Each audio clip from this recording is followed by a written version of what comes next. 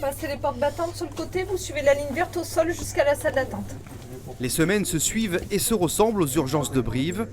Fin de matinée, les patients affluent dans le service, les brancards se succèdent. Ici, on gère tout, de la bobologie au cas de Covid grave.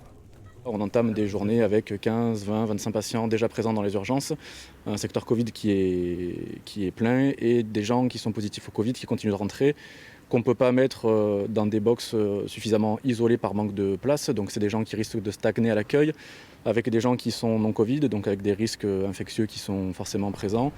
Des urgences sous tension, conséquence, c'est toute la chaîne hospitalière qui trinque, selon ce représentant syndical.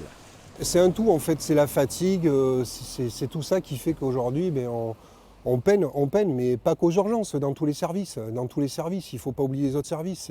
On parle des urgences parce que c'est la vitrine de l'hôpital, mais je peux vous dire que dans les services, c'est pas beau aussi à voir. Aujourd'hui, malheureusement, j'ai l'impression que même notre président de la République est plus préoccupé par les joueurs de l'équipe de France que les hôpitaux en France. Entre épuisement et manque d'effectifs, les soignants sont souvent à la limite. Quand vous avez fait un travail de moindre qualité, que vous n'avez pas eu la possibilité de prendre en charge correctement les gens, et bien quand vous avez fait vos 12 heures, vous avez une chape de plomb sur les épaules et c'est très difficile de revenir le lendemain au travail. Et moi vraiment, je remercie le personnel du service qui donne beaucoup et pour qui c'est très difficile. Chaque année, les urgences de l'hôpital de Brive gèrent près de 40 000 patients, quasiment autant qu'au CHU de Limoges.